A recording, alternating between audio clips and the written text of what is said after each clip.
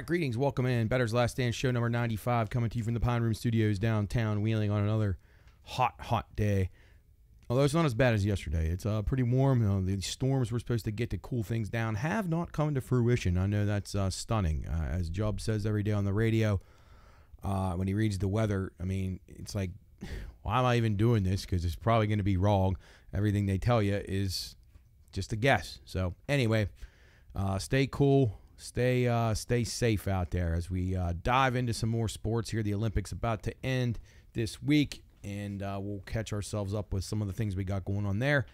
But don't be alarmed. It's football season, whether you like it or not. Thursday, full card of professional football preseason games begin. So you got Thursday, Friday, Saturday, Sunday action all weekend. So the NFL is here. High school football a couple weeks away. College football about 3 weeks away. So, yeah, it's time. It's time to go. Whether you like it or not, it's coming. So you just make the best of it like I'm going to try to do.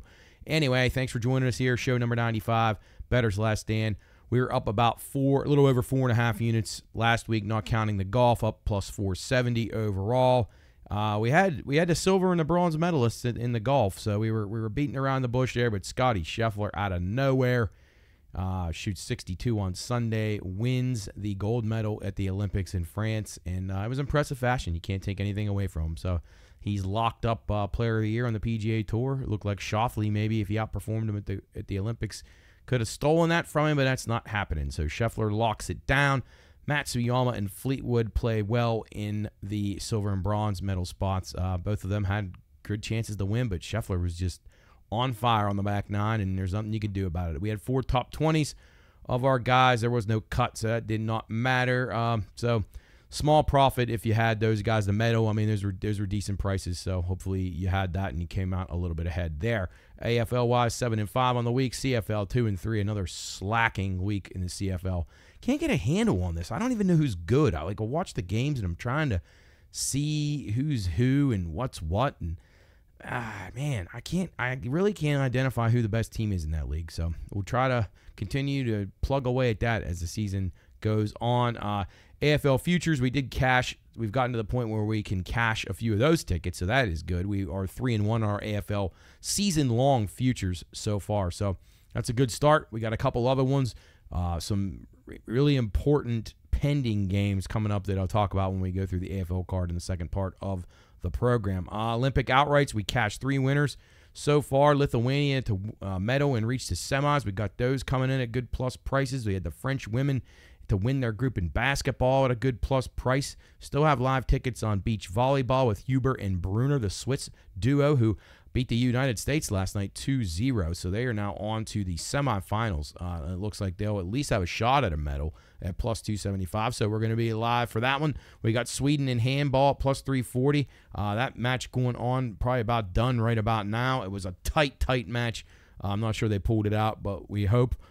Croatia in water polo at plus 165. They also played today, and I believe they won, but I could be wrong about that. I checked it earlier, and they look like they're in good control of the game. We also have the German field hockey team to reach the semifinals. That I believe they play tomorrow. So got a lot of irons in the fire here. Olympics winding down. We got some beach volleyball going on right now. The Olympic women's basketball team are mostly women, and Brittany Griner are playing right now against Nigeria.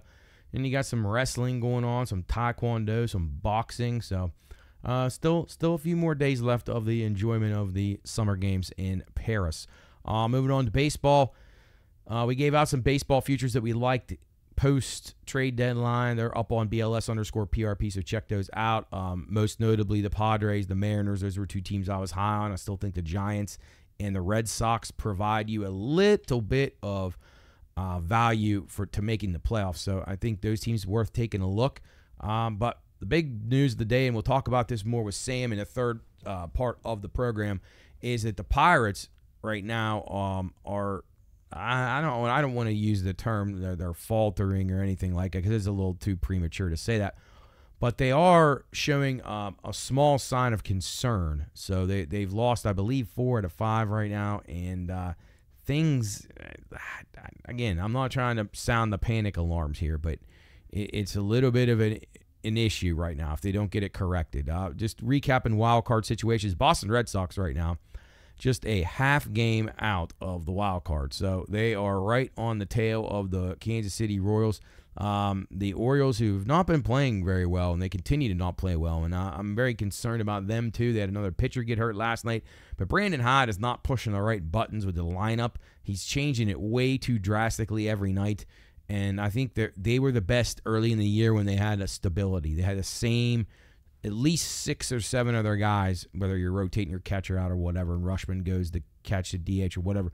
But when you have that consistency, it seems like these guys perform a lot better. And he's changing it up way too drastically. It reminds me of Derek Shelton. They must have went to the same manager's camp back in like 5th grade, because that's about the quality of the managing out of both of those guys right now. So American League-wise, like I said, Red Sox a half game out. They're playing well right now. They're a pretty hot team. They've won 6 out of their last 10, and I don't think they're going to go anywhere. I think they're built to be able to have a shot here. So Phillies and Dodgers, both their leads are actually ironically playing each other, but their leads are not as safe as they once were, although Atlanta doing no favors for themselves here, losing 2 out of 3 of the Marlins. They blew a game well, actually didn't blow it. They just got destroyed by the Brewers. So they're a problem right now. The Mets are slumping, which I predicted. They stink. They will not be a factor here. The Cardinals, just okay. So here come the Giants, down to 4 games. And, the Giants, they're a team that's going to continue to be consistent. If Blake Snell keeps it up here, he pitches tonight. If he keeps this up, what he's been doing his last couple outings, then you almost have an automatic win when he's out there. And that's going to matter because the Cardinals, they're iffy. The Pirates are iffy. The Mets are iffy. And the Braves, I think, will probably be able to figure it out, but they might not. They might just have lost too much, and their pitching just can't hold up. So don't count out those Giants. The Red Sox as well. So we gave those good plus prices. Both of those teams now, the price has dropped since last week. The Mariners had played pretty well until last night. They got beat. Still doing all right. And then the Padres staying red hot, win over the Pirates last night, and will they continue that on? But so baseball is starting to get down to where it's going to get exciting, and you're going to start to see these fraudulent teams exposed as time goes on. Speaking of fraudulent teams, actually, this team's not a fraud. They're just playing terrible. So White Sox snap a 21-game losing streak last night, taking out the A's. So if you kept rolling that over like we talked about last week, you were up like $200,000. Hopefully you didn't keep going with that. And you pulled back when they got to 20 and laid off there. But things are separating baseball right now. You're starting to see who the teams in 162 games are going to actually show to be good. And that's like, San Diego and these teams are starting to tick back up Seattle, whereas teams like the Mets, who are garbage, will continue to go downward. The Yankees, who I'm still not sold on, they have a very easy schedule coming up, so they probably will. And they may end up separating themselves in the AL East. I don't think they will, because Baltimore, head-to-head with them, would be significant favorite in my mind. If you watch the games, you would know that. But you can take my word for that. If they play each other in a series, the Orioles are the better teams, no doubt about that. But the Yankees are playing a pretty bad schedule right now, and the Yankees are able to beat the bad teams. They don't beat the good teams, but they beat the bad teams. The Orioles struggle to beat the bad teams and can usually beat the good teams or tread water against the good teams. So what are you going to do? It's baseball. We got 162 games for a reason. We'll sort it out here week by week on Bettor's Last Stand. Moving on to the golf. As we said last week, Scotty Scheffler secures the gold medal in incredible fashion, shoots a 62, just birdie after birdie on the back nine. I think he maybe birdied 4 or 5 straight holes, at least 14 through 17. He might have birdied 18 too, but anyway, he was exceptional. We're on to the Wyndham Championship. Not a very good tournament. Bad field. No big names. The biggest name, I think, Sung J M, who's not been great the last year and a half, but they go to Greensboro. This is Sedgefield Country Club, not a difficult course, a place that guys could, who are in decent form could put up a pretty good score. So I expect it to be, I guess, well, the only thing I will say is this is out in North Carolina or down in North Carolina. You're going to get some of this remnants of the Hurricane Debbie. So maybe you get a lot of rain. Maybe this changes things. Maybe it makes the course easier. Maybe it wets the greens down to where these guys can just shoot darts at the pins. We shall see. A couple guys I was interested in. Cam Davis at 46-1. I think he is a guy that could do some damage at this course. JT Poston, who's had some success here at Sedgefield. We're going to go with him, and this is a long shot. Chesson Hadley. This guy's put up good numbers here. His game's been up and down. He's not really gotten back to where he was a few years ago, but I saw a few signs of life with him, and we're going to take a shot that maybe this course can produce some good results for Chesson Hadley. Those were the top 3 guys that I liked, and then I want to mix in a couple other guys since this is such a bad tournament. Eric Cole, you can find him around 65 to 1, 70 to 1 range. Brian Harmon, solid player. Brian Harmon's actually a very good play at 29 to 1. He's very, very consistent. And, with Brian Harmon, you're going to get a good performance. This is not a course that you need to be able to smash the ball. So if you if you play good irons and putt well, which Brian Harmon will do, you're going to be in contention. So I actually think him at around 30 to 1 is a very, very good price. So we'll be in on Harmon. Siwoo Kim, another consistent player. He's around 23 to 1 this week. Doesn't have to hit it very far here. He can just get himself in good spots for his second shots. All his approach shots will be right on. And if he putts a little bit, he'll have a shot at 23 to 1. That's Siwoo. Cameron Young, another guy, beating around the bush to win his first tournament here. He's a good player. He came close earlier this year, faltered late, but he could win this week. 26 to 1. I'll definitely take a shot with him. And then Keith Mitchell, who is a pretty good putter, doesn't smash it, and this is a perfect kind of course for him. He kind of reminds me of like a Webb Simpson type player. So Webb Simpson's done very well at this tournament in the past, although his form is not good now. But Keith Mitchell's form is pretty good. So I think Keith Mitchell does a good job getting himself in position to make birdie quite often here this weekend. And at 51 to 1 or 55 to 1, depending on where you're finding him, I think Keith Mitchell makes a lot of sense. So recapping, we'll go with Cameron Davis at 46 to 1. JT Poston at 56 to 1, Chesson Hadley at 180 to 1, Siwoo Kim at 23 to 1, Keith Mitchell at 51 to 1, Cameron Young at 26 to 1, Eric Cole at 67 to 1, and Brian Harmon at 30 to 1. Those are our plays for the Wyndham Championship. Olympic golf for the ladies is underway now. We posted these last week, so hopefully you saw them. BLS_PRP on X or Twitter.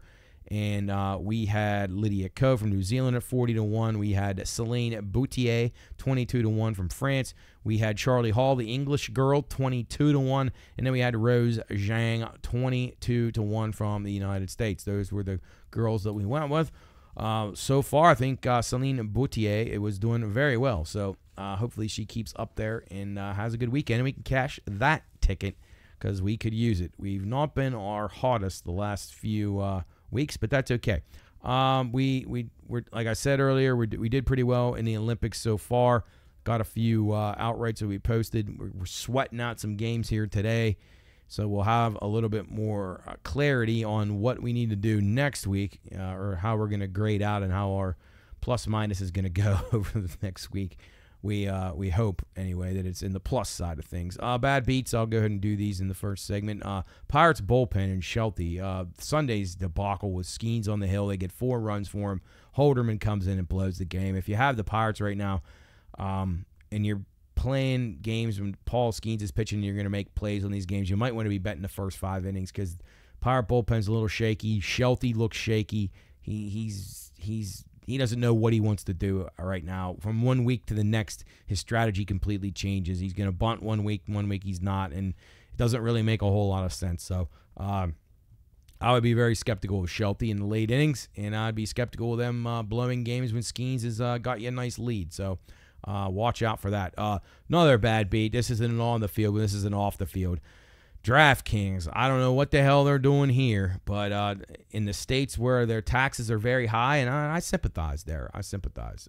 But you, as an operator, agreed to these rules in these states, Pennsylvania, New York, etc. DK announces a betting tax that will go into effect in 2025, the beginning of 2025. It's going to be basically a surcharge, and it will begin the gambling tax surcharge in states with high tax rates, multiple operators beginning in 2025. So PA, New York, the list goes on. We're not in that, thank goodness, because we're only at 10%. So that's good. But these ones are up into the 30s. So every dollar they make, they're giving 30 to the government of that state. It's kind of makes you nauseated. Voting around, people polling, things like that. It's not election polls, don't worry. we'll have fun with that later. 80% of the people so far polled say they will pull their business from DraftKings.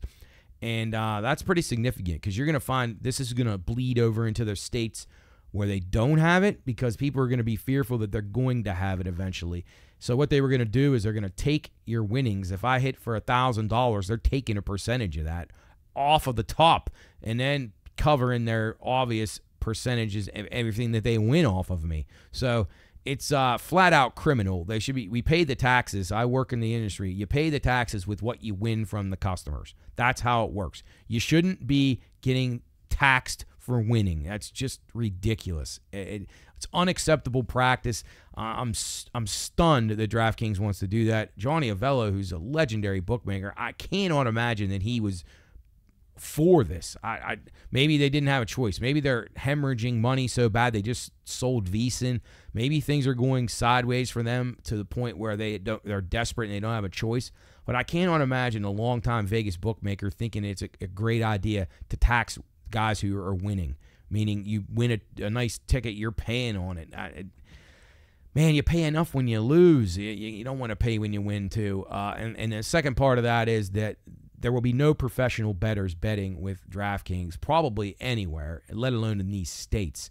So 80% of the people said they would not continue their business with DraftKings. I would be one of those people. There's no chance in the world that I am going to continue to bet with them. If when I do win, which is hard to do, you get it taken away from you, part of it at least. It's just not right. And it should be against the law, honestly, but these states don't care. They're greedy, and they're kind of forcing the hands of the bookmakers in a way because the tax rate's so high. So imagine that. Pennsylvania, New York, two states that just tax their people to the fucking eyeballs, and it's a sad state of affairs. So, but I will say, you see, if you go on X and you look up, Crackman or any of the other guys that bet professionally out there, he's just a pretty noteworthy guy in the media, sports gambling media, so you get his opinions quite a bit. But they're not going to play at DraftKings. Not that they play there all the time anyway, but they're not even going to consider it because if they win, it's not worth it. And these guys run tight profit margins. Like there is such a if you don't think a couple cents matter on the dollar, whether you're laying 110 juice or 115 or 111, it matters to these guys. The guys who are doing this for a living, every single win means something to their overall bankroll. And it's not recreational money for them. So this is like life and death. Not necessarily that extreme, but you get what I'm saying. Like every dollar matters. Those guys will never tell you that a price doesn't matter. 5 cents doesn't matter.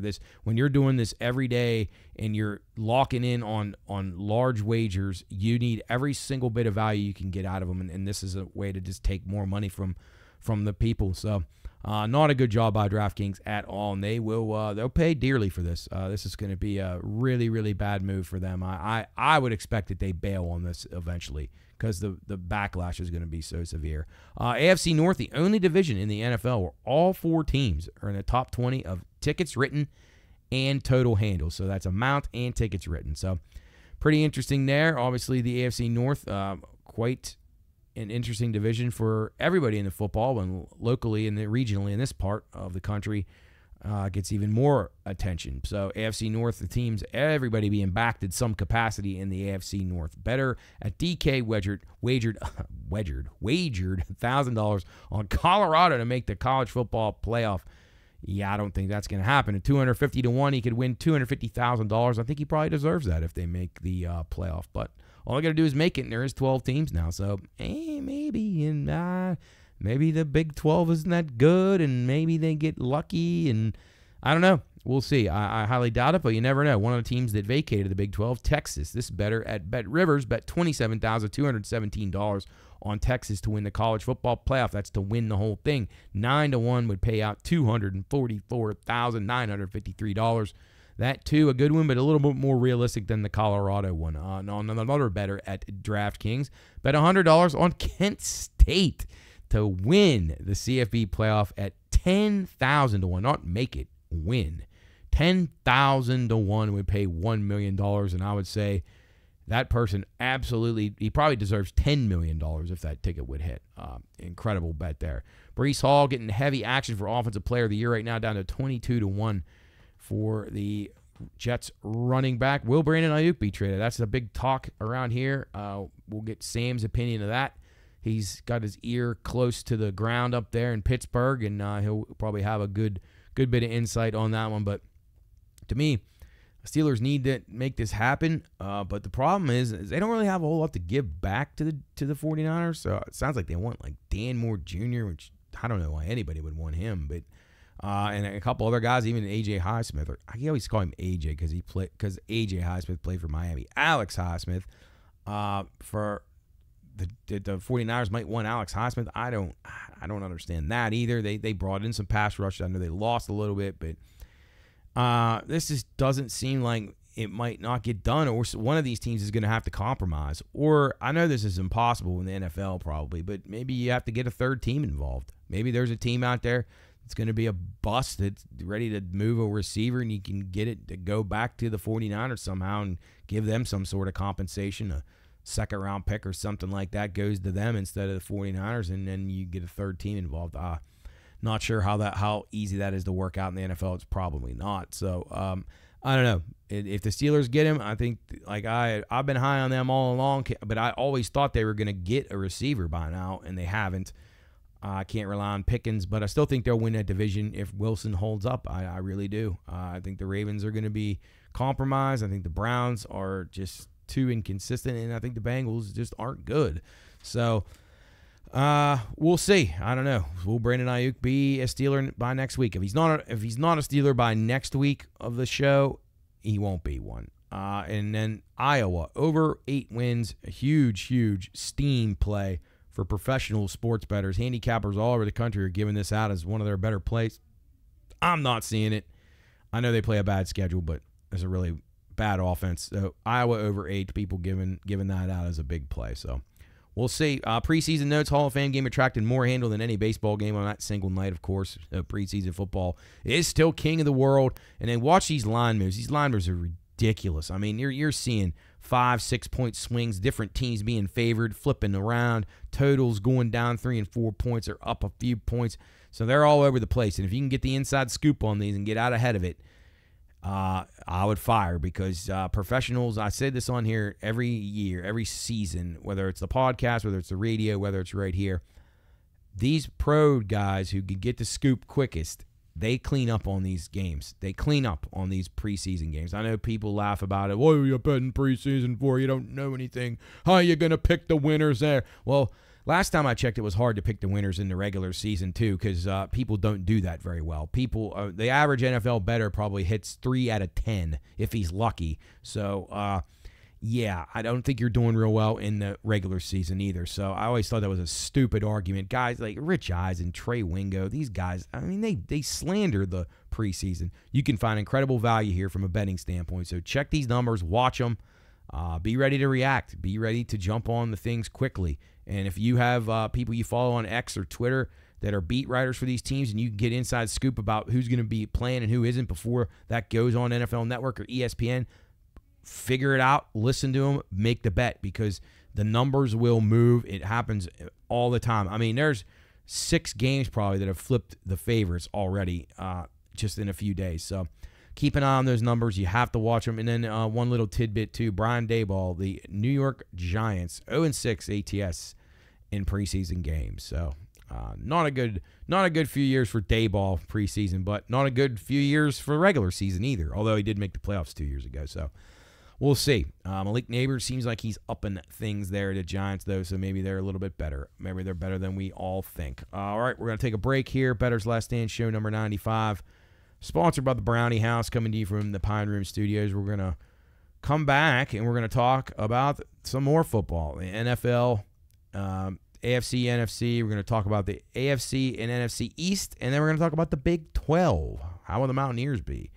I don't know. You may not like my opinion. We'll also do a little CFL and Aussie rules football. It's all football after the break here on Bettor's Last Stand. We'll be right back.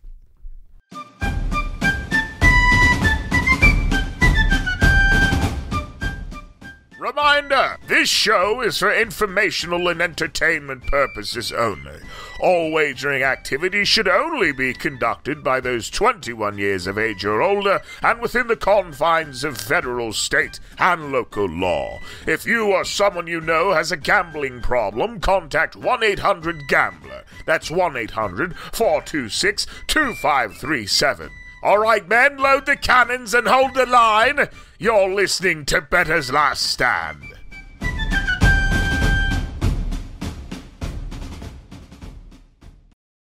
All right, welcome back. Show number 95, Bettor's Last Stand from the Pine Room Studios, downtown Wheeling, sponsored by our friends at the Brownie House. Get on over to yesbrownies.com today. And remember, 20% off your purchase when you use the promo code Pine Room. You're going to want to do that. It's well worth it, I promise. So yesbrownies.com. Get on over there today. Thanks to everybody at the Brownie House for their wonderful partnership with us at the Pine Room. We'll also be on the Watchdog on Friday. That'll be the day you're listening to this, probably. And we'll be on 12 to 3, getting ready for our Football Friday shows coming up here in a couple of weeks. And we'll be talking a little bit about the Rough and Rowdy 25, Barstool Sports Rough and Rowdy 25 from the West Bank Arena on Friday night. Going to want to go down there and check out all that action. Should be a fun evening. Starts at 8 o'clock. And all the big names will be in town for that. So we'll look forward to that one. And you can win some tickets if you're interested. Check us out on the radio, thewatchdognetwork.com, or flip it on your local radio dial here in the Wheeling, Ohio Valley area. We'll be on 12 to 3 on the Watchdog, our usual show spot. And you can get some tickets. You can text us on the line or give us a call on the Free Owned Stack Watchdog hotline. All right, back to business we go here as we head towards the first part of the football season, and it's preseason. So before you get to the regular season, you got to do the preseason, and that's what we're going to do here right now. Find it interesting that people look forward to football season so much. It's really weird to me. I don't really. I guess when I was younger, when I actually liked it, and where teams were the same for the most part, and you maybe got a couple new guys a year in pros or in college. In college, very few. You got your freshmen that came in. You had some guys that were redshirted. You had maybe one transfer, and that was very rare because there was not a lot of transfer, and he might have had a junior college guy. At least when I followed Miami Hurricanes, I know every guy on the team. I know the entire roster, 4 deep at every position, like the back of my hand, and now it's impossible. The guys, the turnover is so high, and it really takes away from it. You had a unity, you had a common bond there, especially when you went to games from these teams. You watch the same guy play for 4 years. It was good. It was enjoyable. It's not enjoyable anymore. This has become horrible. I bitched about it all year last year. I bitched about it the year before that. It's just terrible. This portal thing's awful. The guidance these kids get now is terrible, and the product stinks. It's college football's not anywhere near what it was. 12 teams now in a playoff. I mean, you might as well let everybody in. I miss the days there was just 2. I think that made it the season more important. 2 teams, and that's it. I know it'll be good for betting. I know it'll be good for interest and all that kind of stuff to have 12 teams in here, but there's going to be some lopsided games. There's going to be teams that don't deserve to be in, and then you're still going to have people complaining or crying because they were the 13th and 14th team, and wah, and the SEC is not fair. They'll get 4 teams in and nobody else will, and Ohio State will get in with 3 losses, and it's just... It's not really what I'm looking forward to, and I'm not looking forward to NFL at all because that's been ruined by commercialism, penalties, and just a commissioner who has no idea what the hell he's doing, but he still wins, so it doesn't matter.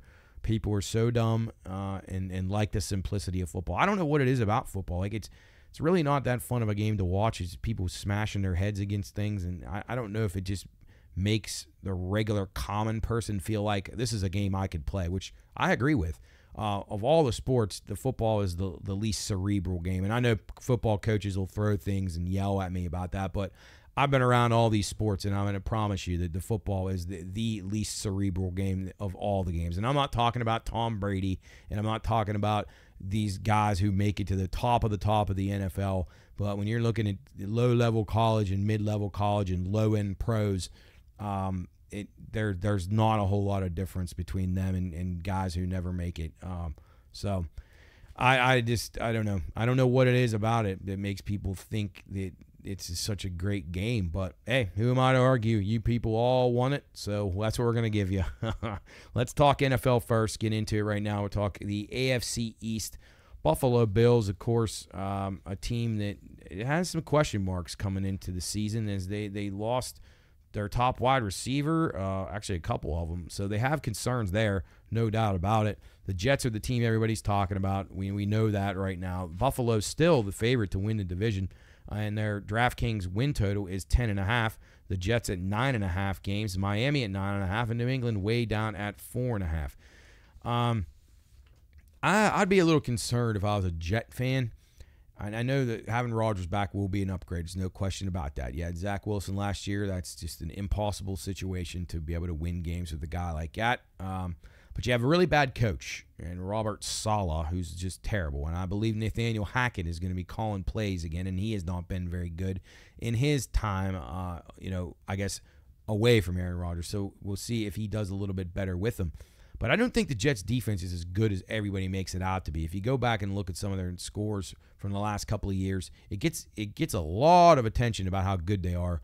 But they were a bend but don't break kind of defense quite a bit. And I know they got Sauce Gardner and they got the other decent corner. And I'm not saying they're bad. I'm not telling you they're going to give up 30 points a game. But I don't think they're impossible to move the ball against. So I don't buy into that whole thing like, well, they have the 85 Bears defense and they just need a little bit of adequate quarterback play and they're going to be good. So they already have Garrett Wilson's got issues with Rodgers already, so that's going to be interesting. Breece Hall, I still think Breece Hall is like a 50-year-old man. I don't know how he's held up the way that he did, but when his body goes, it's going to go quick because he carried the ball so often in college. I don't know how he survived this long, and he did look good last year. He made me I was way wrong on him. I thought he would be slow and old by now, and he's not, but when he gets there, he's going to go fast. I think the Bills are still the team to beat in the division. I trust G. Haughty McDermott, the terrorist-loving Sean McDermott. I don't like him, but he is a pretty good coach. And, I guess I almost want to retract that statement that he's a pretty good coach. He's an adequate coach. He's been pretty good. He's got Josh Allen at quarterback. I think that's going to be the best of anything that he can offer in that division. I think the Bills will be a little bit more committed to running the ball, using a little more two tight ends. They don't have the great receivers. So I think they're going to be very, very dependent on Josh Allen, which I like because he's good, and I like the way he moves the ball, and I like his aggressiveness and that he's not afraid to run. So I'm going to pick them to win the division. I'm also going to pick them to win over 9.5 games. Even 10.5 games I would go. I think they win at least 11. The Jets, I would lean to the under. I'm not officially giving out a play on them to the under, but 9.5, I think they win 7 or 8. I think they're a fringe playoff team. Same with Miami, right around 9 for them. Their total is at 9.5. Miami lost a lot. They didn't replace a lot. Tua got a contract. Tyreek Hill got a contract. Yeah, they're going to have a good offense. It's going to look really good against some of the lesser caliber teams in the league. So they're going to put up numbers, that's for sure. But can they really win games? Can they travel to cold weather? We saw what they did in the playoff game against Kansas City. It was not pretty. And that's the struggle they'll have when they come out of the humidity of Miami. They got a nice home field advantage down there, but man, when they come up north and they got to play Buffalo, the Jets, and New England in the wintertime, it's not going to be easy for them. So I think Miami, fringe playoff team too. I don't think they're going to be terrible, but I don't think they're going to be great. And then New England, I am a little bit higher on this team than most others. I think you're going to see a little bit of a different mindset and approach there from them, and I think that people are going to underestimate them quite a bit. 4.5 is their win total. I think they will win at least 5 games. So we're going to go with the Patriots over the 4.5. 5 is not difficult to get to.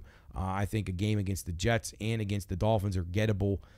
So I think that it sets up to be where I just think that New England can win a few of these games. Like they have, they play at Cincinnati in the first game of the year. I see no reason why they couldn't win that game. I know people will disagree with that. They play at Tennessee. They play Chicago. 2 winnable games there. They play Arizona, which I'm high on Arizona, but they're going to be pretty on par with the Patriots. Indianapolis at home, I think they could absolutely win that game. Yeah, and then Jacksonville, you never know what you're going to get out of them, although I'm kind of high on Jacksonville this year. But I think you got at least 5 games on this schedule that they'll win. No doubt about it. I think they start off a little bit better than people think. And again, they're going to get overlooked. They're going to say, oh, they don't have Belichick. They don't obviously have Brady anymore. They have no real identity of any kind. You can't even really tell you who their best player is on the roster. So I'm going to lean New England to the over. Actually, I'm not leaning. I'm giving that out as my strong play. The Bills over 9.5 and the Patriots over 4.5 in the AFC East. The Bills are my pick to win that division. And if I was going to pick how it will go out as far as exact order, I would say it will be Bills, Dolphins, Jets, and then New England. Still going to be last, but they'll still win 5 or 6 games. I think the Jets will have maybe 8 wins, and the Dolphins will probably have 9. So, competitive division, interesting division, a lot of question marks. Every one of these teams has serious question marks. You can't say that about a lot of the other divisions. There's always going to be one team you're going to say, well, they don't have that many question marks. Well, this division, everybody has question marks. Who's going to catch the ball for Buffalo? Can the Jets' offense be that good just with Rodgers? Will their defense be as good as it has been, which I'm still questionable about? Can they just take that big of a leap after a team that wasn't very good and their coach is bad? Miami, personnel issues. Offense will be good. Defense probably worse than last year. That wasn't good enough to win them enough games to be at home in the playoffs last year. They had to go to Kansas City. So how's that going to change? And then New England, they got question marks everywhere, including the coach Mayo, who I think will do a good job, but it's going to take a while to get some talent in there. And they have a lot of salary cap room, so I think you better get them now because they're going to keep being better, I would imagine, here in the next couple of years. All right, let's go over to the NFC East. This is a very popular division. I know avid Philly fans, avid Dallas fans, avid Giants fan, avid Redskins fan. I have people I know closely, family, that love all these teams. Somebody loves one of these teams. I mean, it's amazing where you can find so many fans. This division has just fans everywhere. So we'll see what happens. This is another division where I think you got some question marks. You got Philadelphia coming in, and they were, I would say, for their standards, because I set the bar pretty high with them, they're a good operation. Their GM does a great job. But last year wasn't a great year for them. And I think it kind of can show you that things are so there's such a fine line for the NFL. Like, how good you'll be can be determined by such small things. And one of the small things that hurt Philly last year is that Jalen Hurts just wasn't as good as he had been. So am I blaming him for it all? No. He had a new coordinator. They had a new corner on defense too. So that didn't help them at all. Philly comes in with a win total at DK at 10.5, along with Dallas at 10.5, the Giants at 6.5, the Redskins at 6.5. Can the Eagles bounce back? And I'm like, say that like they were 11-7 last year. They made the playoffs. I mean, they're still good, but I mean, by the end of last year's season, they're ready to run Sirianni out of town, which is just odd to me. They turned on him already, but that's the way the Eagle fans can be. So I'm a little bit worried about Jalen Hurts here. I like him as a guy. I think he's no harder working guy than him. He's a coach's kid. He busts his ass. He is modest, and he's driven, and I hope he does well. But I'm a little concerned about some of the things that I saw last year. They had some major problems on offense, if you remember. They were struggling by the end of the year. They could not get anything going. Sirianni almost lost his job for it. Do they have that fixed? The coordinators have been shaken up again there. Who's calling the plays? There's just a lot of questions here about Philadelphia. Do I think that they will be the best team in this division? Yes, I do. By default, I think they're just stable enough. They have good enough roster that they're just going to be the best team. So I picked them to win the division.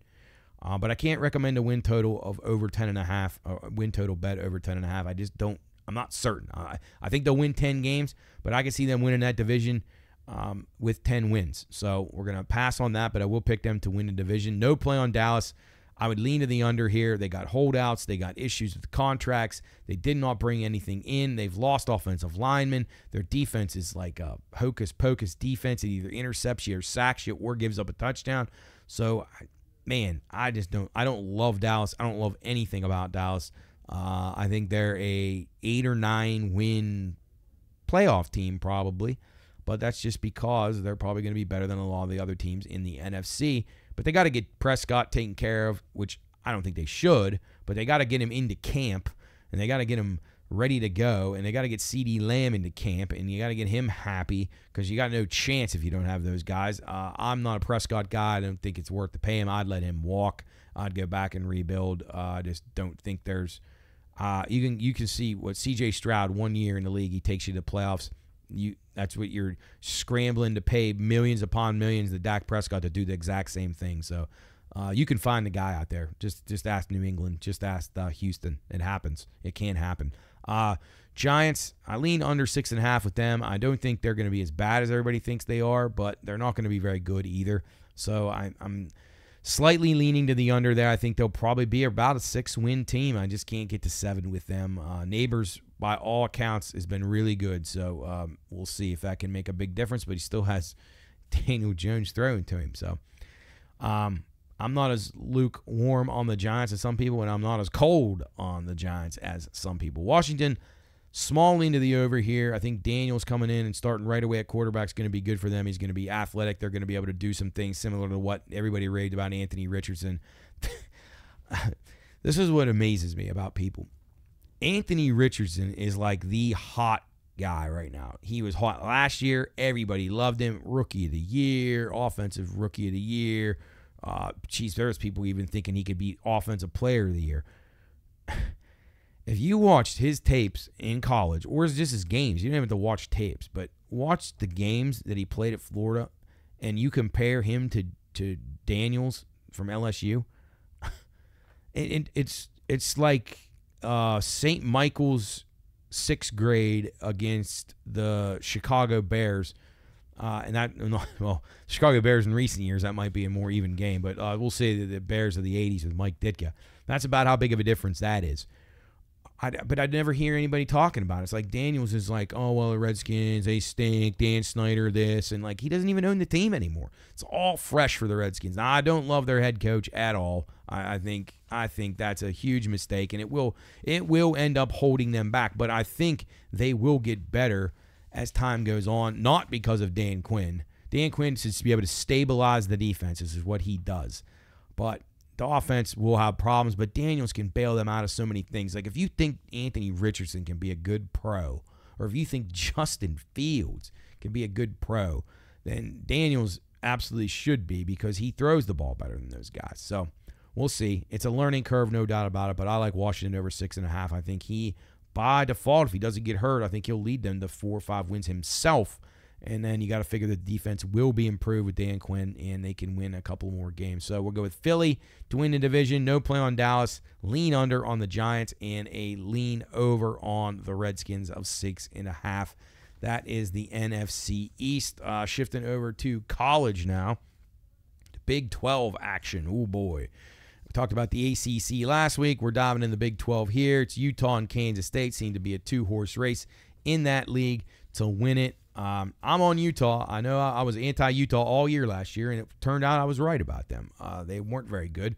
They missed their quarterback, Cam Rising, and now he'll be back. And I think he's been his 7th year of school, so he should be well versed in the offense by now. Whittingham's back as the coach. I think this is a major downgrade as far as conference goes from Utah coming in. The schedule they played last year in a really good Pac-12. The Pac-12 was the best conference in football last year without a doubt. And now they're going to go over to the Big 12, who is not a tough league by nature. And their defenses have struggled in the past years. Utah is going to be able to win the line of scrimmage against all these teams. So I think Utah is an absolute slam dunk runaway winner in this conference. I really do. They got Southern Utah, Baylor, Utah State. Tough game in Oklahoma State. I'll give you that. They might even be a small dog in that game.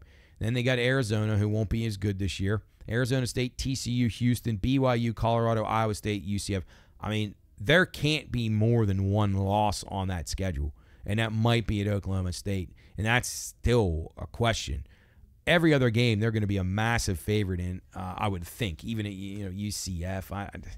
So I think Utah, to win 10 games for Utah, I think is an absolute slam dunk. I like Utah over 9.5. That is my college football future best bet of the year. And I also think they'll make the playoff by default just because of that. So to make the college football playoff, I think is a great bet for them. And you know what? Even if, say, Oklahoma State is better than I'm expecting, now I don't think they're going to be bad. They got a good coach. They got some good players coming back. Say Oklahoma State beats Utah in that game, and Oklahoma State goes undefeated or maybe loses one game, and Utah goes undefeated except for the loss to Oklahoma State. They each have one loss. Both of them will probably get in. So you got to like it. Even if they don't win the Big 12, they can still make the playoff. They can still cash that bet, and they're definitely going to go over the 9.5 wins. They're going to get 10 for sure. So Utah over 10.5 to win the Big 12 and to make the college football playoff. I love those bets, but the Utah over 9.5 I think is the absolute best bet of the entire year, college football future-wise. So book that one right now. I highly, highly recommend that one. But I like Oklahoma State over as well. I like them over 8. I think their total's a little bit low. I thought that their schedule set up pretty good for them too. They got South Dakota. They got a game at home against Arkansas. Should win that game. It's a 10. They're going to be a 10-point favorite at least. Then they're at Tulsa. Then they got the big showdown with Utah. That one could be tricky. So they have 2 spots here where I think they could lose. Utah and K-State. They go home against Utah, at K-State the following week. That could be a little bit tricky. But WVU, BYU, Baylor, Arizona State, TCU, Texas Tech, Colorado, going to be favored in all of those games, and I just don't see them losing any more than the 1 or the 2 games, which would do the job because it's going to get them to 9, and that's all we need to do. So Oklahoma State over 8, Utah over 9.5, and then I'm leaning under to the Mountaineers. I know people are high on them a little bit, but man, they got a lot of question marks, and you got some teams in here. You got Gundy, great coach, been at the program forever. You got Whittingham, great coach, been with the program forever. They have a lot of toys back on those teams. This is not going to be an easy year for the Mountaineers. Now, I know you don't have to play Texas. You don't have to play Oklahoma. That's okay. But those teams kind of have developed more of a softer identity in recent years, whereas Oklahoma State is a run the ball, more of a power offense than they used to be. And Utah is absolutely a power offense, using tight ends, and they throw the ball that way instead of just wide receivers and chucking it down the field. The Mountaineers have a really tough opener. Penn State. I think Penn State is going to be one of the better teams in the Big Ten this year. They're obviously going to be a playoff team this year. They would have been a playoff team in the last 3 or 4 years had there been a 12-team playoff. They just can't get over the Ohio State hump. But Penn State, Franklin, they don't win big games, but they're not going to have to win big games. They're going to be able to take care of the Mountaineers in the first game of the year. So I think it's going to spell some doom for the Mountaineers. They go at Pitt the 3rd game. To me, Coach said it last year that was Neil Brown's entire career if they could win that game last year. Well, he survived. Now, can they do it on the road? Pitt's not going to be as good. This is a game the Mountaineers should win, though they might even be favored in the game, which is nuts on the road. But that worries me. And then they play Kansas. So I could see the Mountaineers starting off 1-4. They got Penn State, Albany they'll win, Pitt, Kansas, and Oklahoma State. That's tricky. So I'm going under the 6.5 here with the Mountaineers. I think they'll win 6. I think they'll be bowl eligible. I think they'll be okay. They may even upset somebody, but they're going to lose a few games, a few tight ones. They're just not that talented. I think they'll win exactly 6 games if I had to pick. And then another lean, Colorado under 5.5. Deion Sanders, I mean, just the most polarizing guy there is. He's got North Dakota the first game. Don't count that one in. That's a very organized, small Division I team. They're very, very organized. Those guys will be laser focused. Now, Colorado's talent at a few key positions might win out, probably will. But remember this when we get the spreads on these games and what North Dakota State will be, because they're going to be a team that could cover that and maybe even have a shot of winning. Then they go to Nebraska. Nebraska's going to be a little bit better. Colorado State, revenge game from last year. That's at Colorado State. Tricky. Baylor, they'll probably have a shot of winning that game at home. At UCF, going to be a dog there. At Kansas State, home against Kansas State, still going to be a dog. And at Arizona, going to be a dog. Cincinnati at home. Cincinnati's a team that I'm high on. I'm going to talk about them in a minute. That's a tricky game. Then at Texas Tech, maybe that's a coin flip. They're pretty even. Utah, they're going to lose that game. They're going to go to Kansas, and they're going to lose, and they're going to play Oklahoma State at home, and they're going to lose that. So they're going to lose their last 3 games of the season for sure. So I can't I just can't get over 5.5. So I think Colorado wins 5, maybe just 4, but no more than 5, unless they have something that we're just not aware of yet, like that Dion got player X, Y, and Z that nobody really knew about, that are better than we thought they would be, or there were young guys who have come along a lot faster. So because he's going to get some players that in there with the genetics and the talent and the pedigree to be able to be good at some point. Cincinnati, I'm high on them. 5.5 is the win total for them. And their home games, to me, make a big difference. This is a tough place to play, Cincinnati. Been there for a Miami game a few years ago. And it's loud, and it's you're on top of the field, basically. And it's a tricky spot to go to for anybody. So they start out with 2 games at home. They'll be 2-0. They play Towson and Pitt. They go to Miami of Ohio. They'll be favored in that game. They should win. They get Houston at home, a very bad Houston team. They'll win that game. Then they go to Texas Tech, probably a game they can win on the road. At UCF will be tricky, I admit that, but they're back home for Arizona State. Arizona State's never come into something like that in the middle of the rural Midwest, and they're going to go to this little rinky-dink stadium on the campus, and that's going to be tricky for them. Then they go to Colorado, game they can win. They get West Virginia at home, a game they'll be favored in.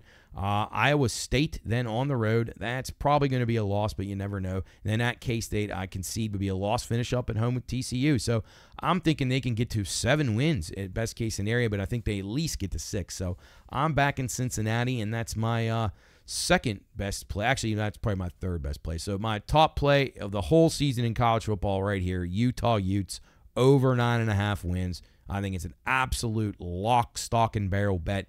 Get into the fucking ceiling, get under your mattress, get in out of your boot, do whatever you got to do. Rob a bank, I don't care. Just get down on Utah over 9.5. I think it's a great bet. Also love them to make the playoff and to win the Big 12. Oklahoma State over 8. I love that bet as well. I think they'll be a very good team, probably win 10 games. And then Cincinnati over 5.5 is my third play in the Big 12. And then I have the 2 leans, West Virginia under 6.5 and Colorado under 5.5. So should be an exciting season of Big 12 action. It's a whole different looking conference now. I mean, it's strange to see the teams that it was strange last year when you had, BYU in there and UCF and Cincinnati and Houston, and then now you're coming in with Arizona and Arizona State. Like, it's very odd. So Kansas State, team I did not talk about. I think they're going to be adequate. I think they'll be okay. Everybody's picking them to win the league.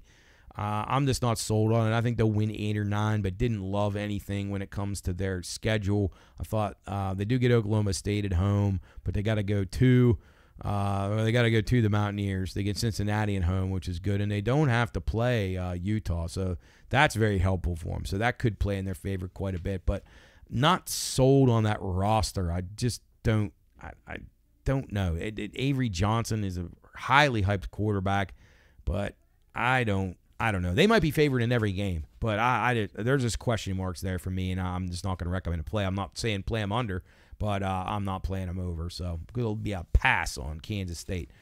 All right, that'll do it for the American football talk. But now we got other football to talk about. We got CFL football. We got Australian rules football. As soon as I find the right paper here. Boy, I'm overloaded with papers.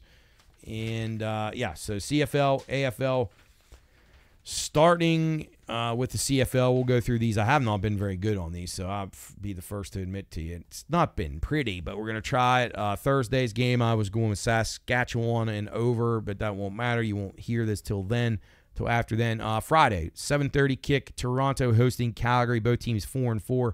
Going to go with the Argos and the Stampeders under the 51, and I'm going to take Toronto. Could be a small home favorite. That's one of these ones that's flipping right on the teeter-totter. Pick -1. Calgary was -1. Probably Toronto ends up being favored in the game, but play it on the money line just to be safe, whatever. Toronto and under the 51 in that one. Saturday, 7:30 kick. It'll be Hamilton at Montreal. Montreal 7.5. The total 51. Montreal 7-1. They probably are the best team, but I'm still not really that impressed with them visually. Hamilton 2-6. Been a bad struggle for them. I think the Alouettes roll it up on the Ticats here, so we'll take Montreal minus the 7.5 on Saturday. Sunday's game, 7:30 kick as well. It'll be BC at Edmonton, fresh off a big win. Of course, we didn't have them last week. We played against them, and they surprised us. BC lost their quarterback, Vernon Adams. He's probably out for this week for sure.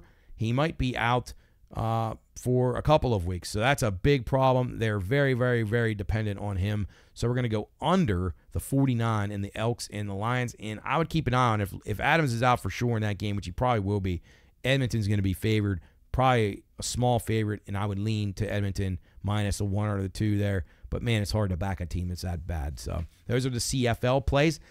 Flipping over to the AFL, where I mentioned we have 3, count them as winners already. 3 AFL futures we marked down as a winner. The one loss that we have so far was the Adelaide Crows over 12.5. That's been a bad one. They're 7-12 on the season. We will not get there with that one, so that is an L. But we have Geelong, who is currently 5th in the table.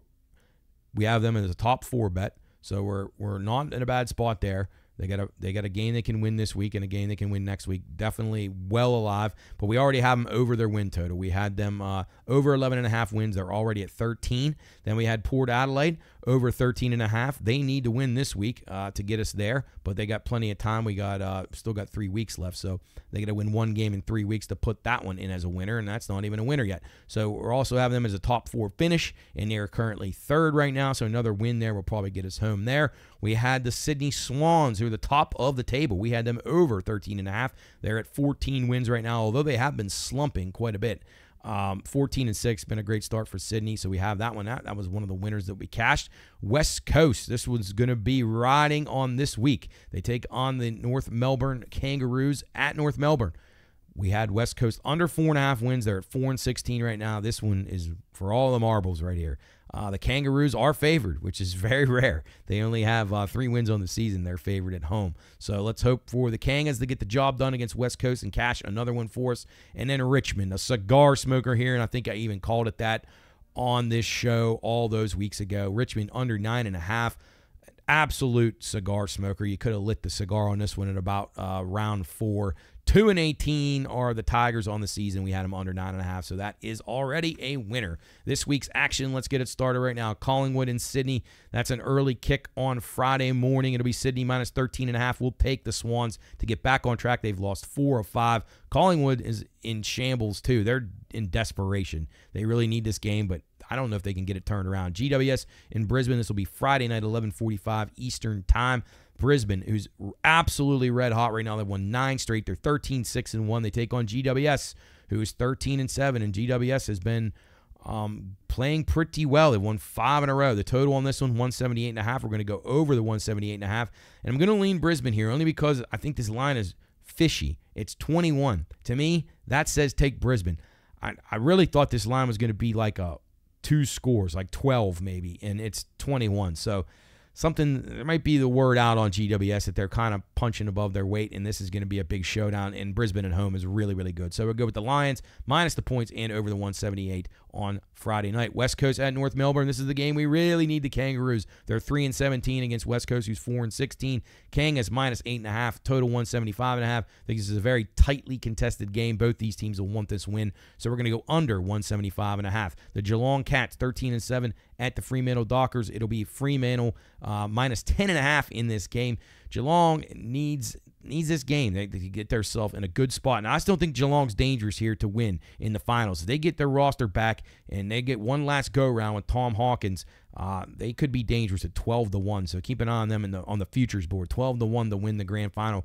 I don't think it's a terrible bet. We'll go over 167.5. Geelong and Fremantle on Friday night, early Saturday morning. On early Saturday morning kick, it'll be Gold Coast at Essendon. Essendon minus 12.5. And the total 172.5. Essendon needs this really badly, but I don't trust them. Gold Coast I can't trust either. But we're going to go under 172.5. I think that both these teams probably think they have a shot still at the finals, and Essendon definitely does. They're in 9th. Gold Coast would need to probably win out. So tightly contested game will go under 172.5. Port Adelaide, the team in 3rd place right now on the ladder, at the Melbourne Demons. Port 13-7. They've won 4 out of 5.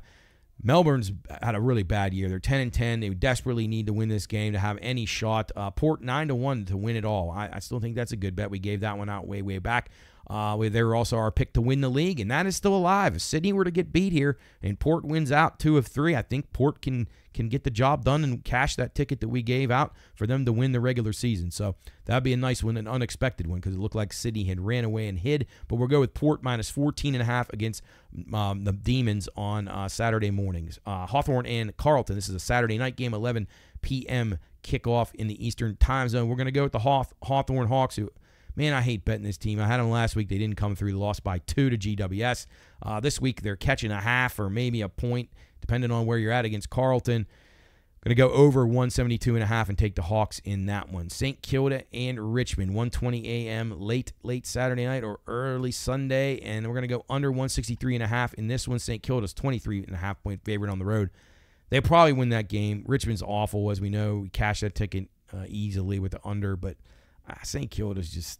this is a game they could lose. They're that bad they could lose this game. We'll go under 163.5 just to be safe. And then a 2:10 a.m. Sunday morning kick. Western, the Bulldogs at the Adelaide Crows. Adelaide's been a disappointment all season long. Western needs this one to keep a good lock on their finals position. They're in 7th right now. They got to be in the top 8. That'll be Western laying 15.5 on the road. Total 167.5, and we're going to go over the 167.5 there, the Crows and the Bulldogs. We picked the exact table beginning of the season. We gave you Port, Brisbane, Geelong, Collingwood, so you're wrong on that one, GWS, and Sydney. Now, Sydney's first, Brisbane's second, Port's third, GWS is 4th, and Geelong is 5th. So we had 5 of the 6 teams in that top 6. So I think that's pretty good. I think I'm pretty happy with that. Our futures are looking really good right now. We can finish off a couple of them this week and cash a couple more tickets for you. We're going to take a break here on Bettor's Last Stand, brought to you by the Brownie House. Get on over to yesbrownies.com today. Promo code Pine Room for your 20% discount on your order.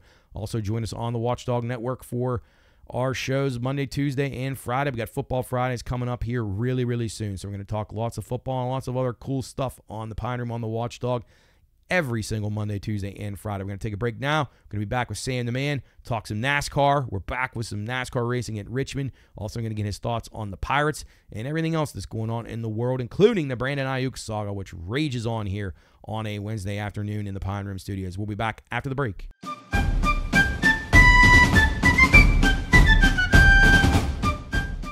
Reminder, this show is for informational and entertainment purposes only. All wagering activities should only be conducted by those 21 years of age or older and within the confines of federal, state, and local law. If you or someone you know has a gambling problem, contact 1-800-GAMBLER. That's 1-800-426-2537. All right, men, load the cannons and hold the line. You're listening to Bettor's Last Stand.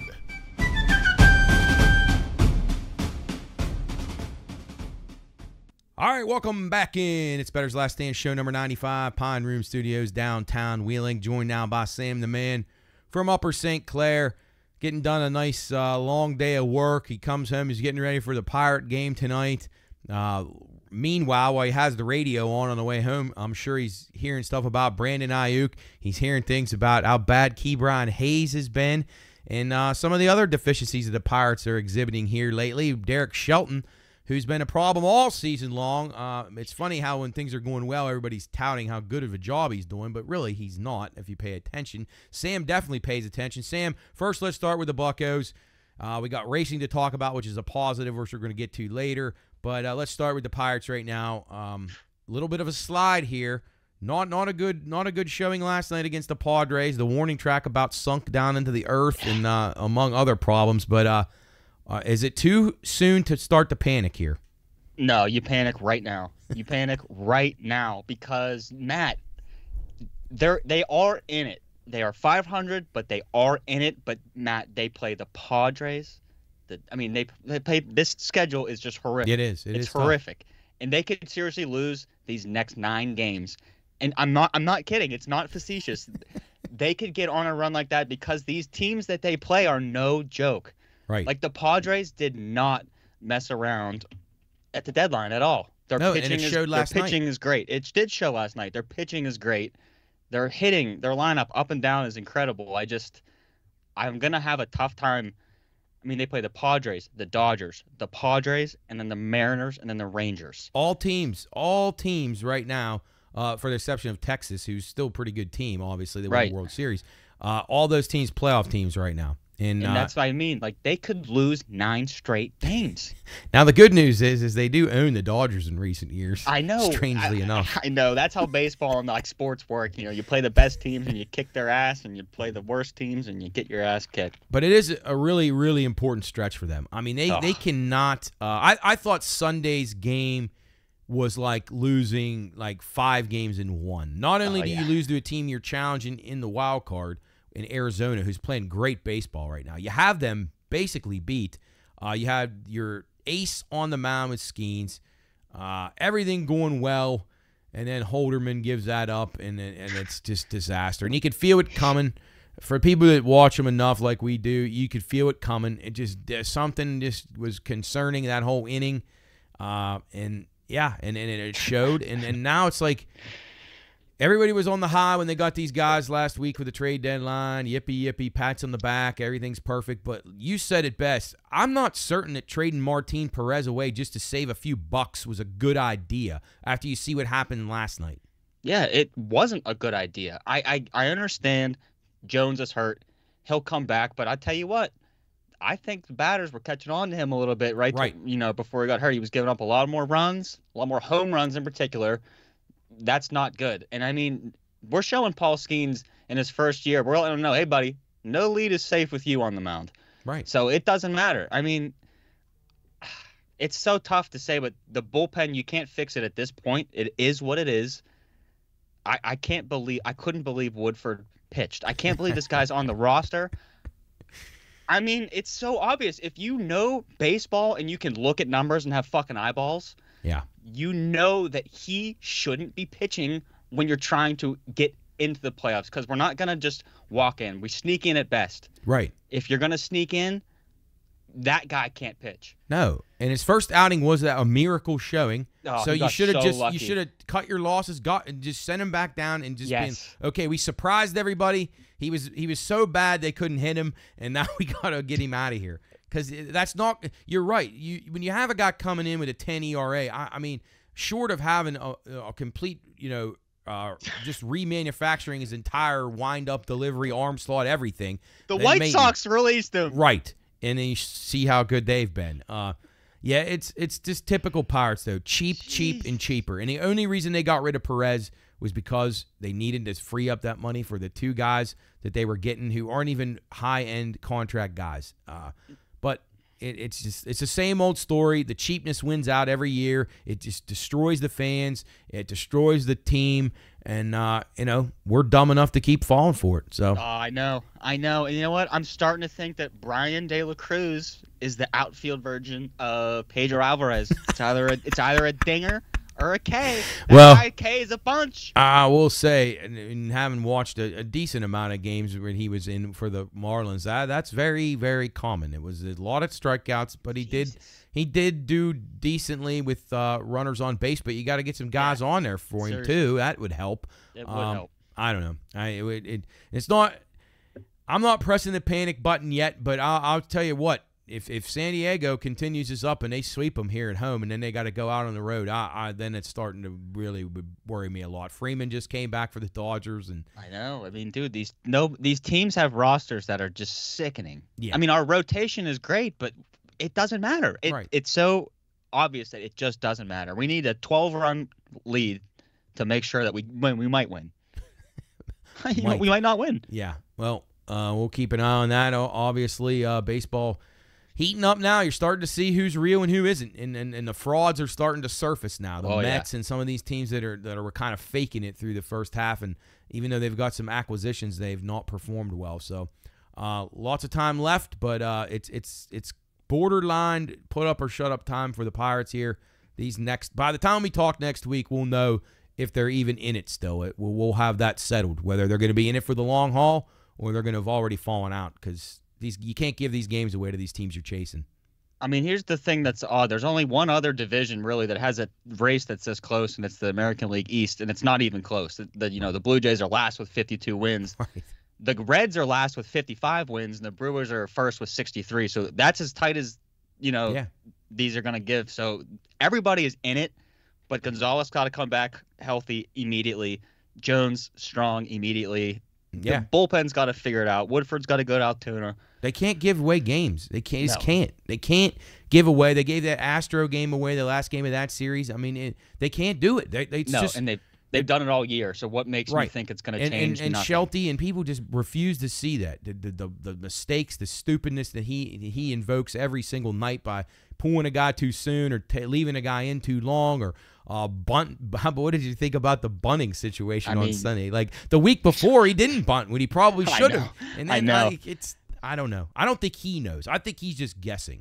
He doesn't know. And I honestly, I mean this from the bottom of my heart. If Clint Hurdle was the manager, 85 wins. Now, without a fucking doubt. We talked about this on the radio exactly this yesterday. And Jubb, you know how disconnected he is. Now he's back on board with the Pirates right now. So he's pretty excited. I heard that. He said the same thing. He said, I think if this team had Clint Hurdle, that they would really be in a better spot. And there's no doubt about it. He's exactly right. He's been in winning environments, World Series environments. Correct.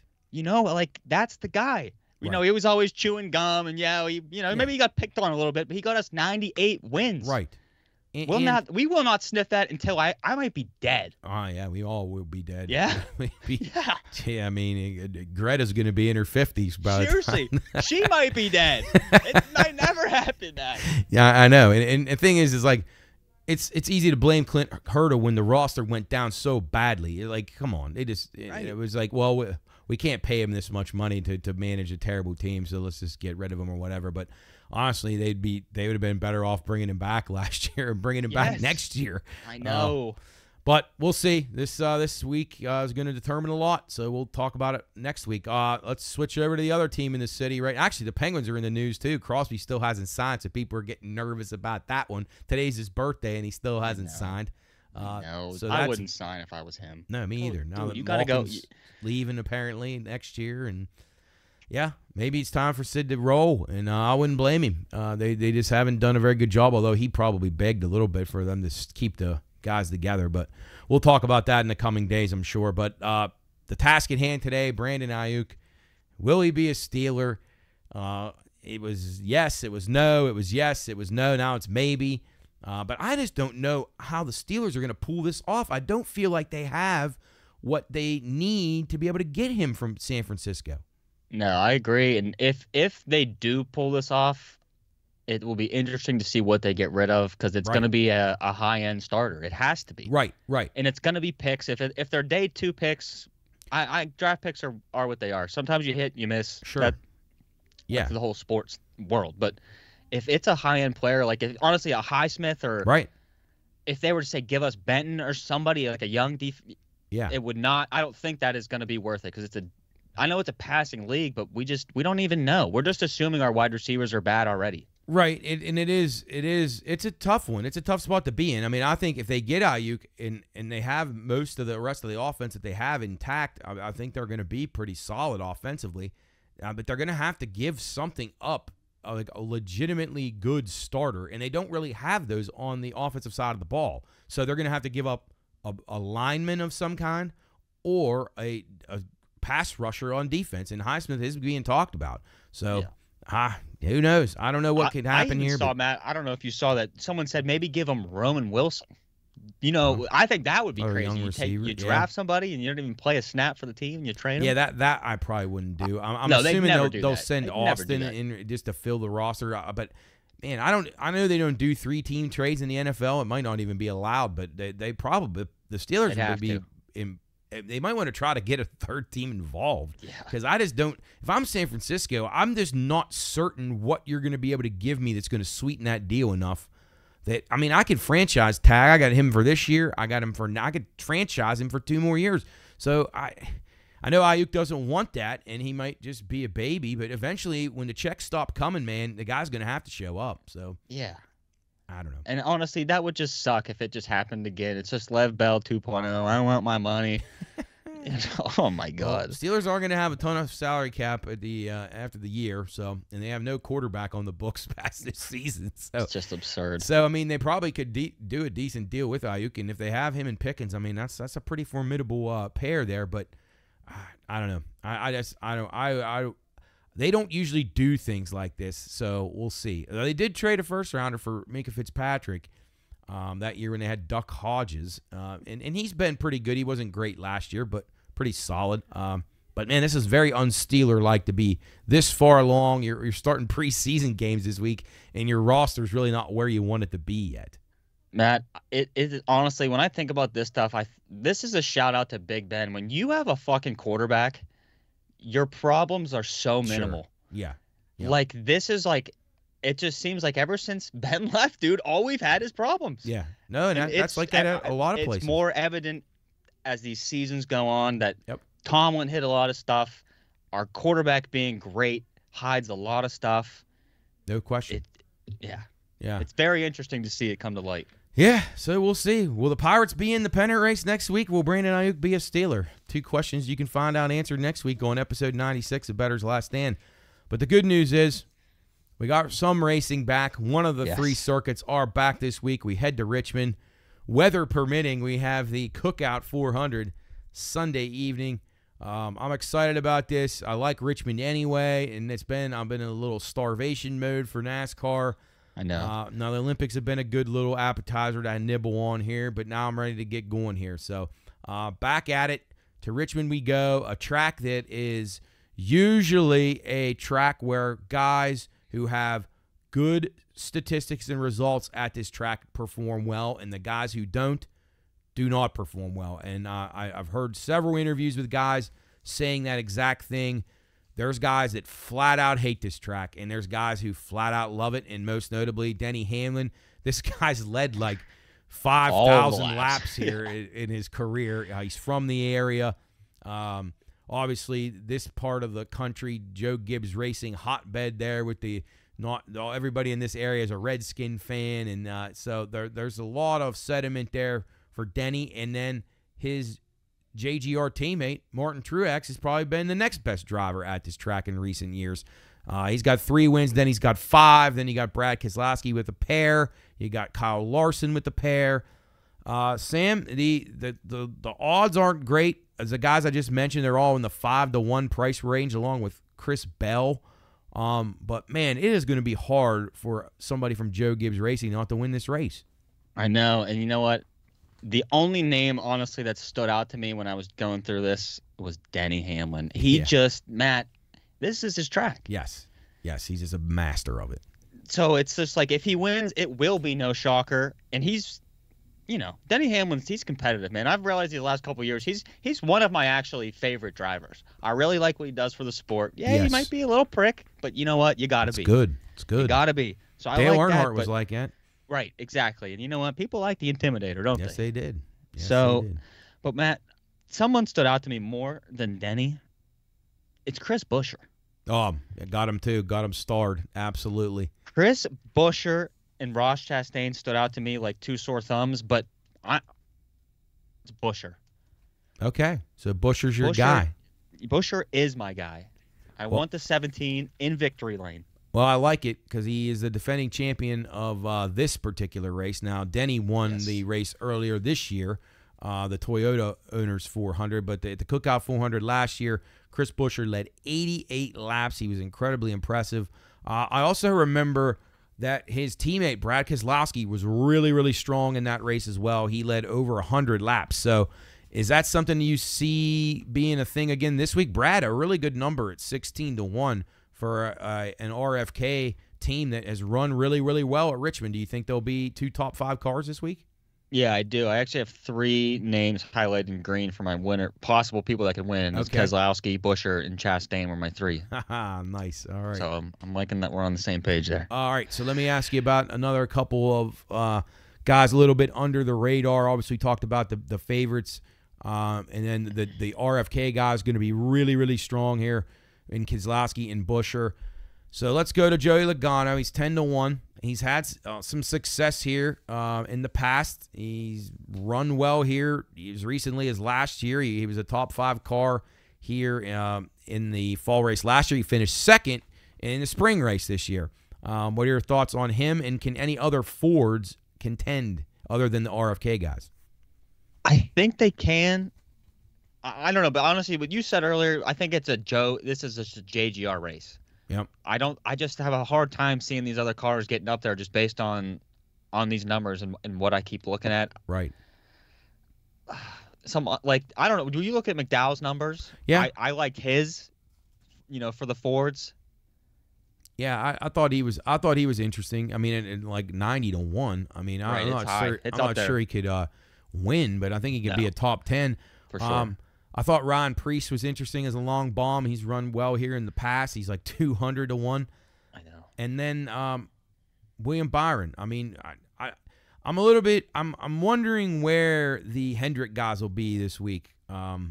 I don't love Elliott's number, so I'm passing on him. I'm passing on Larson. He's just too short of a price. Thought Byron made a little bit of sense. Bowman's won here in the past. I know. So his number's good. I mean, you could see a slugfest in this race. If we'll know a little bit more once we qualify, a little practice, if JGR is going to be the team to beat, which we think they will be.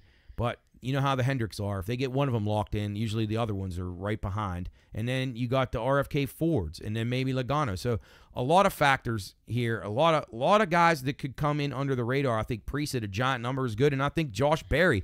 Harvick was great at this track. The car setup's there. Berry ran well his last race here.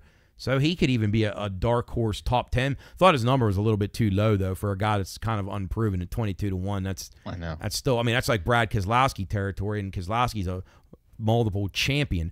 One other guy I got to ask you about who's run really well here, and I never really back him because he either gets overplayed and he just frustrates the fucking hell out of me, and that's Bubba Wallace. He's run really well here in the past. He could probably be a top 10 car, don't you think? I do think it, and I have that. I'm looking at his name right here. Matt, I don't trust the guy at all, ever. Either. He could do something foolish anytime. He can give you 3/4 of a great race. He'll be up there. He'll win some stages before he gets you some points. But, man, once it comes down to getting the checkered flag, something happens. Yeah. Either to him or he causes it. Yeah, it's weird. The guy that owns his team, Michael Jordan, the coolest guy ever under pressure, and his secondary owner, Denny Hamlin, pretty much the second coolest guy under pressure. I mean, Denny Hamlin is just incredible when the stuff's on the line. But then you got Bubba, who just doesn't fit in. And I don't know. I mean, I want to say the guy's a contender here, but I can't back him. I just can't recommend people burning their money with him because it's so frustrating when he screws up. But it won't surprise me if he's up in contention. Another guy also in a Toyota, Tyler Reddick. What do you think of his chances? I didn't end up picking him. I didn't love his numbers, but I think he could be sneaky here. Yeah, I think he could too because I just think he's a damn good driver. He is. I just think he doesn't get talked about enough. Right. I'm not really sure why that is. Maybe because he's not a Hendrick driver. I'm not sure.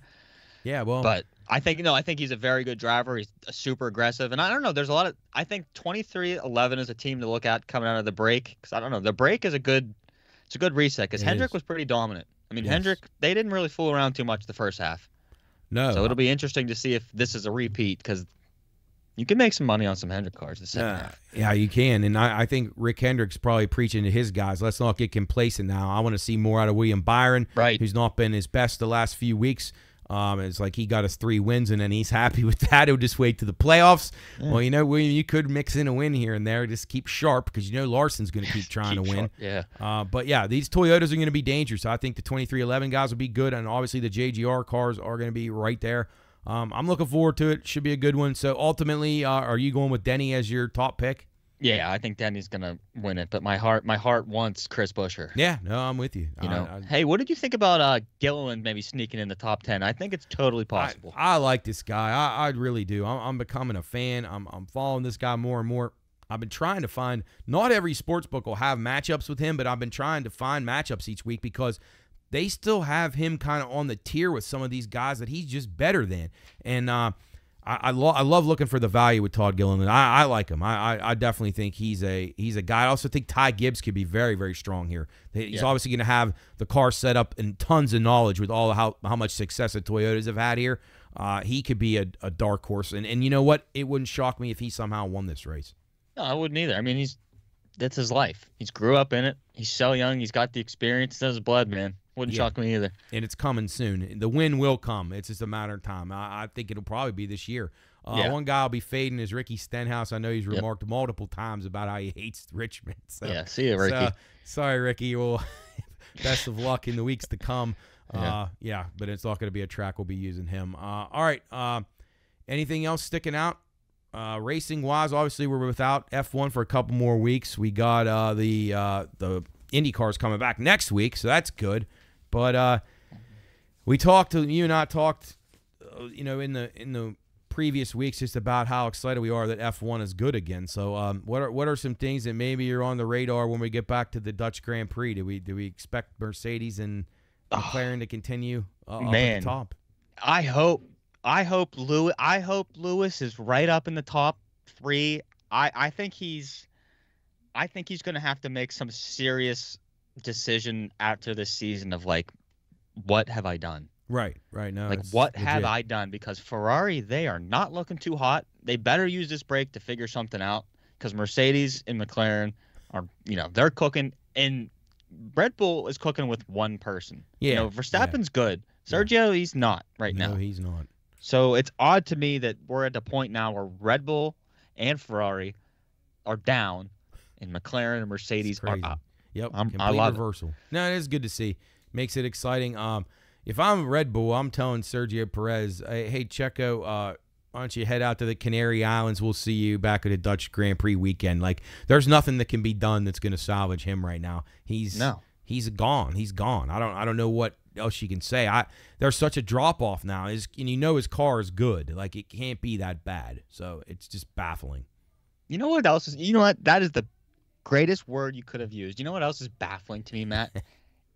IndyCar has 5 races left in the season. Yeah, that's 5, and NASCAR has 14. I know.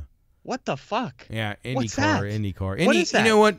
IndyCar would be better off just being an Olympic sport and doing all the races in 2 weeks and just being done with it. That's about what it is. Other than the Indy 500, it wouldn't even matter because I don't understand their schedule. I don't understand. We still can't figure out Iowa, although we did have 2 winners that weekend, so I can't complain. Jesus. But, yeah, I don't know what the hell they do. I mean, it is perplexing. Gateway next week.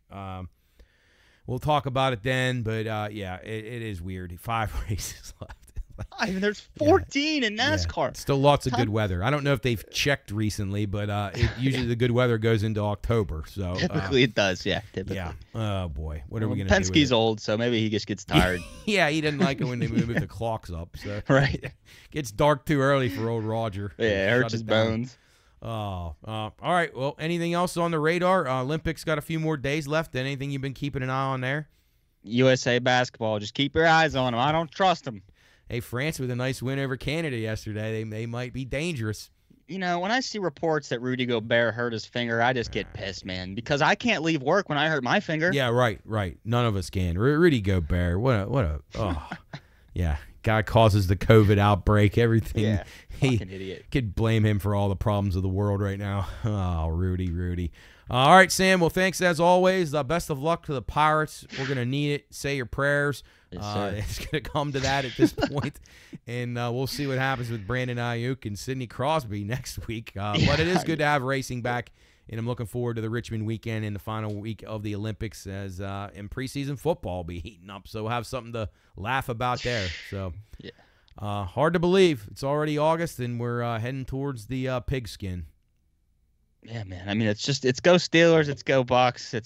There's a knife in my heart, Matt, from the Pirates. There always is. But, I'm happy the Steelers are starting. Yeah. More drama and bullshit to listen to on the radio. That knife gets twisted in a little further each year, every year that Nutting owns the team. So let's hope you don't bleed out before they win. That's the key. I'm Stay close. with us. All right, Sam. Thanks for everything. We'll talk to you next week, buddy. Yep. Later, Matt. All right. See ya. All right. That's Sam the Man, Upper St. Clair, giving us the great insight, racing, Pirates, Steelers, all the good stuff. That's going to do it for us here, Show 95, Bettor's Last Stand. Follow us on Twitter or X, BLS_PRP. And check out the PineRoomStudios.com, our website. Getting more stuff on it by the day. Blogs going up. Chris just put a blog up yesterday, or maybe it was today. What is today? Wednesday? Yeah, today I put it up. So Chris had a blog up today. You can find out what's going on and what's going on in the minds of all the Pine Room guys. PineRoomStudios.com. Visit that today at the Pine Room Studios on social media. You can follow us on Instagram, Twitter, and what else? All Facebook, of course, and at the YouTube page as well, the Pine Room Studio. So check out our stuff. Check us out on the Watchdog. We're going to have a huge year of high school football on the Watchdog. We're going to be doing a lot of that stuff here, so we'll have a full schedule of that posted on the website as well as the watchdognetwork.com. So give us a listen this week. We're on Monday, Tuesday, and Friday. Have a great weekend. Best of luck with your wagers. Enjoy the last few days of the Olympics. Enjoy the Pirates while you can. And enjoy the preseason football. We'll see if we can get some winners. We'll see you next week on Bettor's Last Stand. Have a great weekend.